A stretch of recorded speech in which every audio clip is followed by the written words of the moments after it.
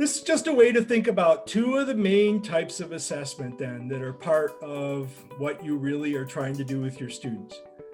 And I would argue that once you embrace the scholarship of teaching and learning, that you truly appreciate the value, probably the prominence, the priority of formative assessment. Because ultimately it's the formative assessment that gives students the opportunities to learn and practice.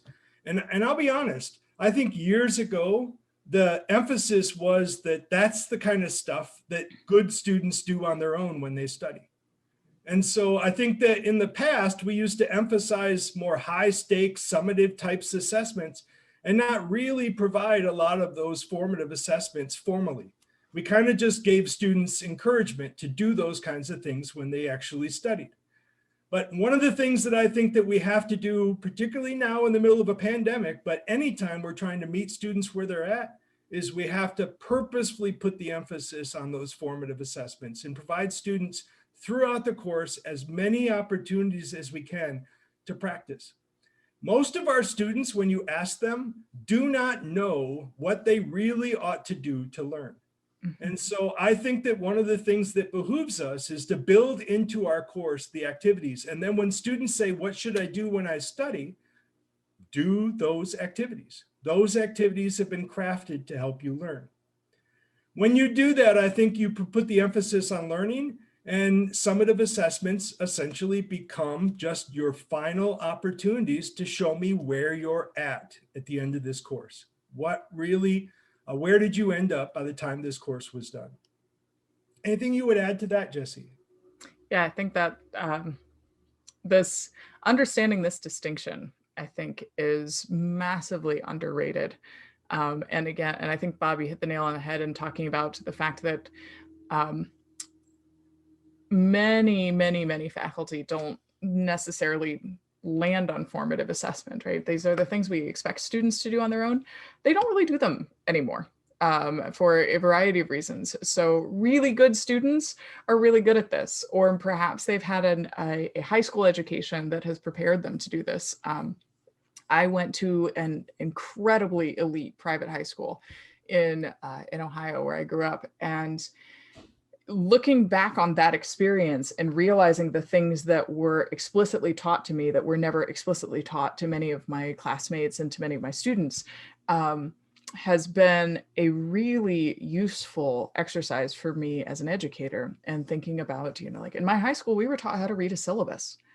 The number of students who have never encountered a syllabus before entering college and need that specific skill of, here's how you refer to it. Here are the things that are on it. Here's what this genre of text is all about.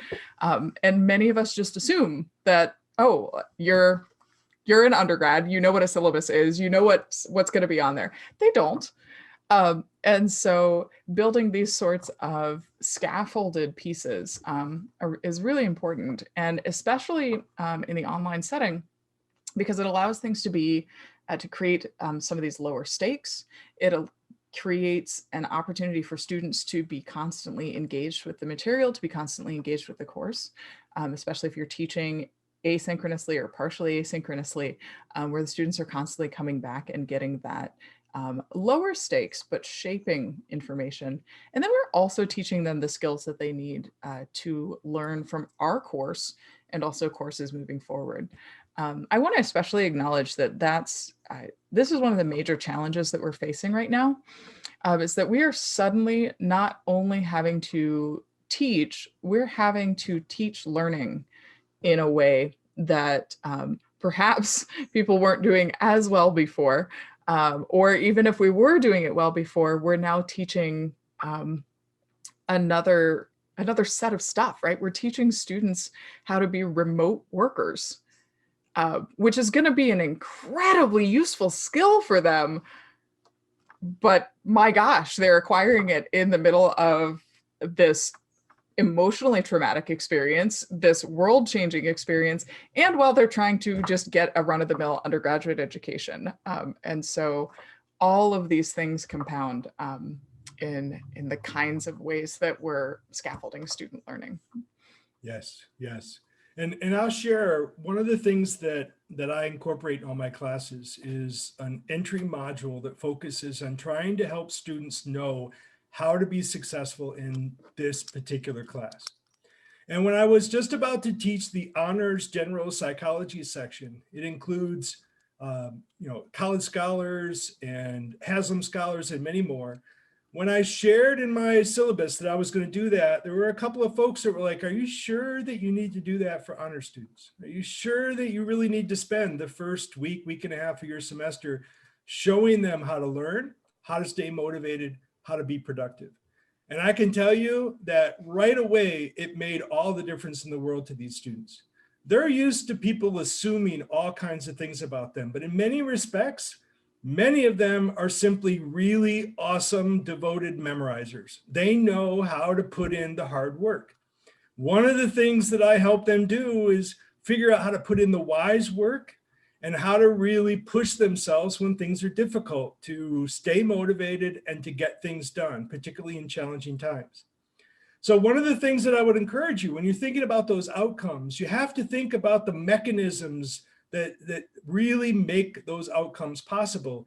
And if your course isn't focusing first and foremost by providing that scaffolding and helping students know how to specifically learn, stay motivated, be productive in your course, I think they could be missing out. And one of the things I often hear from my students is how their whole mindset changes from just attempting to memorize to really attempting to master.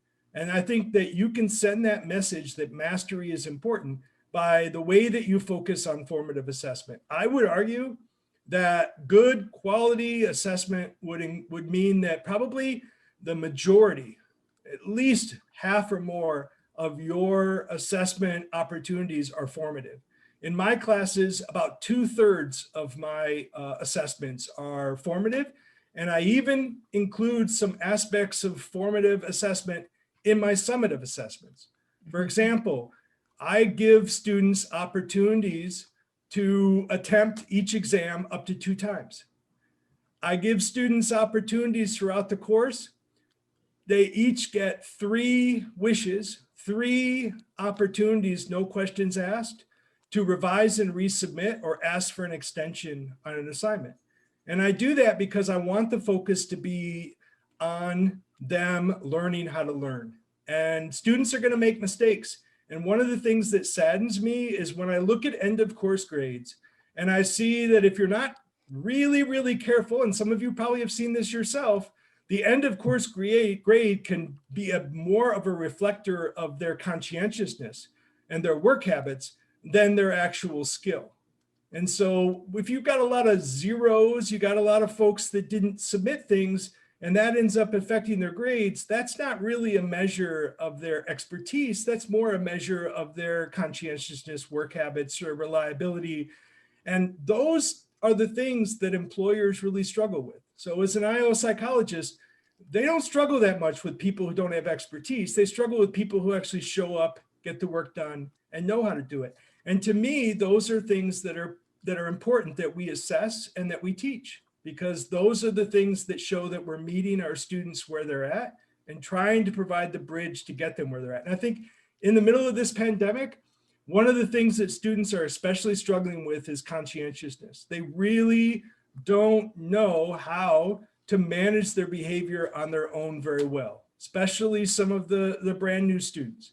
And so I think it behooves us to incorporate some of those kinds of outcomes into our courses, particularly in those early courses in their programs, so that they can learn those important, critical life skills, critical learning skills that are necessary for them to be successful. Do you do something like that, Jessi? Yeah, it's interesting because, of course, part of the problem with this is all of these things require lots of work.